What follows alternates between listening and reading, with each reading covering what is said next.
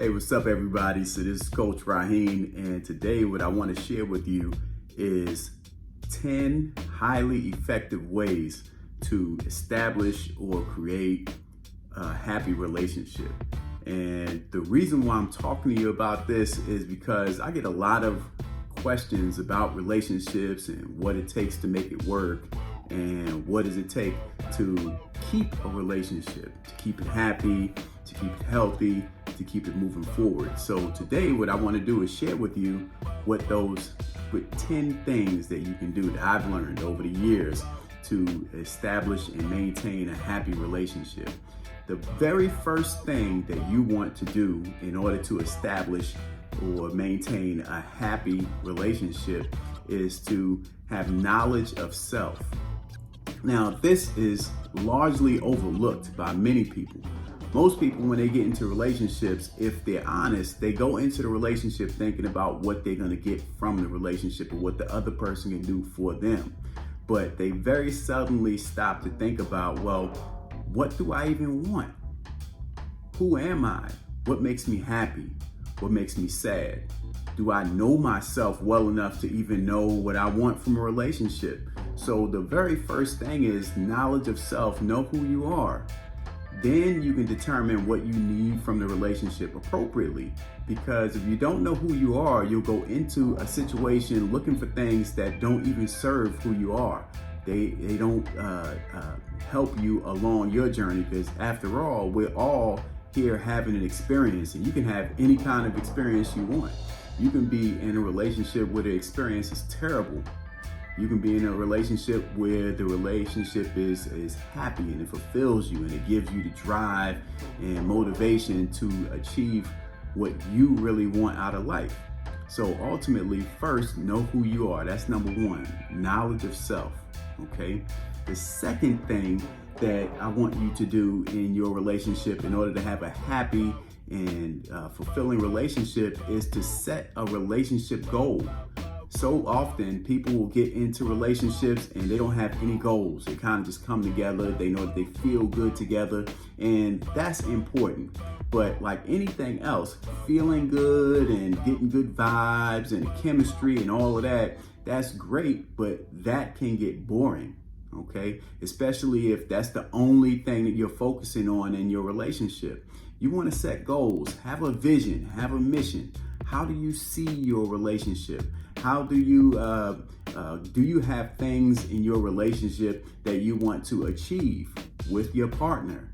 Do you have things in your relationship that you want to achieve for yourself? After all, when you get into the relationship, it should complement or make you a better person. It should not make you a worse person. So that's number two. Have a relationship goal and vision. Okay. Number three.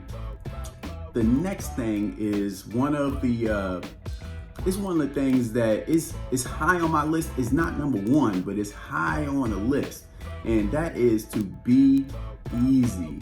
Do not be complicated. So often when people get into relationships, they complicate everything. Be simple. Have a simple approach. Be easy. If you are naturally not a trusting person, you get with people and you know that deep down in your heart, you really don't trust people. Well, you have to ask yourself, what kind of relationship do you want to have? Do you want to have a relationship where nobody trusts each other, where you're always checking, you're always looking, you're always investigating on some mission, trying to figure out what the other person's really doing? If that's what you want, then the relationship is going to be very, very hard, unless that's something that both of you actually are looking for. You want to be in a relationship where you don't trust one another. But if you want to be in a relationship where you do have trust, then you have to be easy. Be easy. Assume positive intent. Don't always assume that the other person is doing something that they should not be doing, right? Because if you go along expecting those things, eventually you'll find something and it'll match that. We define our relationships through our own eyes. We have a certain perspective that we bring when we are viewing things. And you have to keep in mind that your perspective makes you biased. Okay, so if your partner is not the kind of person who you see as trustworthy, as worth your time, as someone who you really want to be with, then it can be tough. But you absolutely must be easy.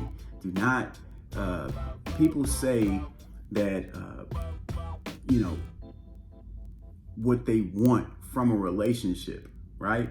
But deep down inside, what they want is somebody that they can be themselves with, someone that they can relax with, okay? And it's very difficult to relax and be yourself with someone where everything is complicated. Everything is this big, massive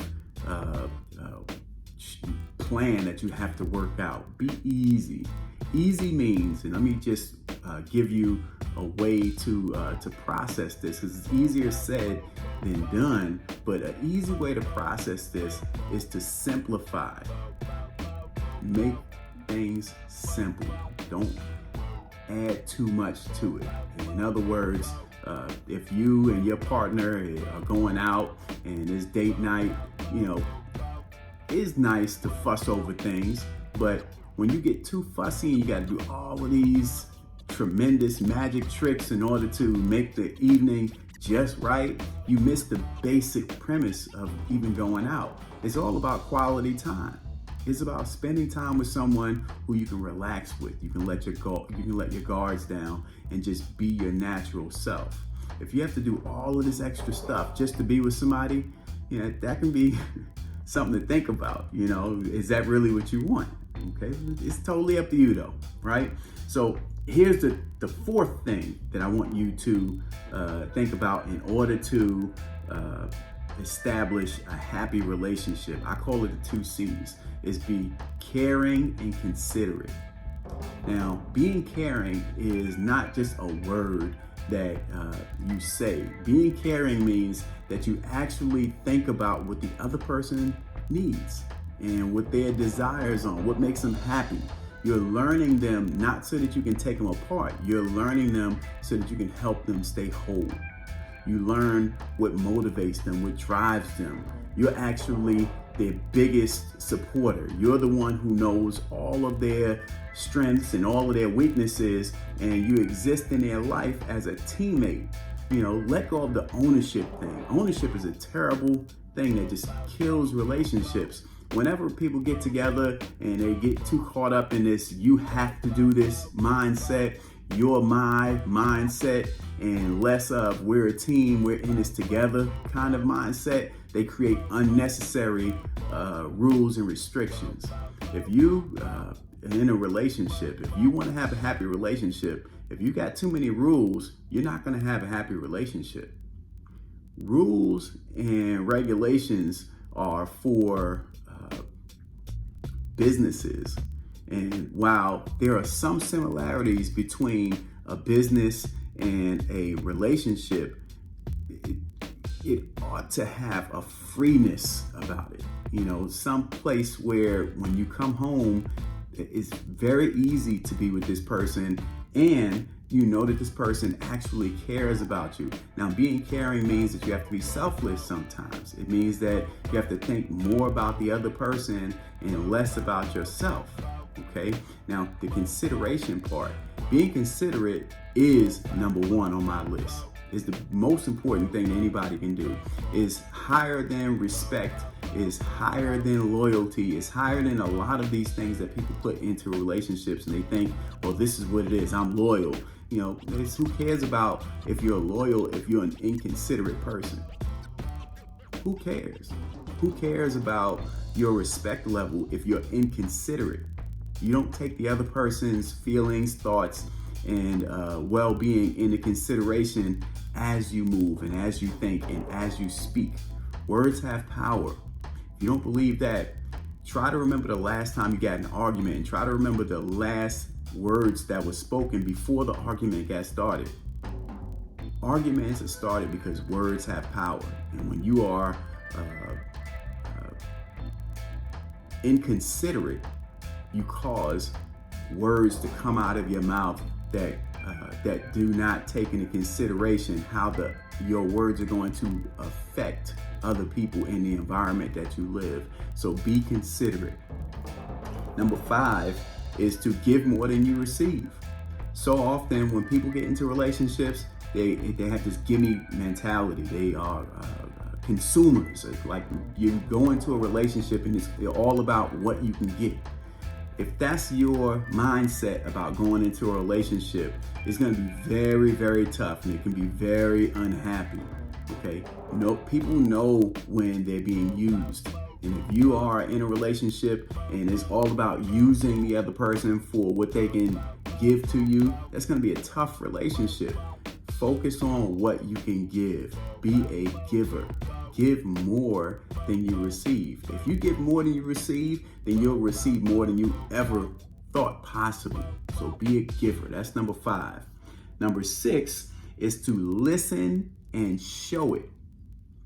Listen and show it. Listen empathetically, empathize with the person, show them that you understand with your actions.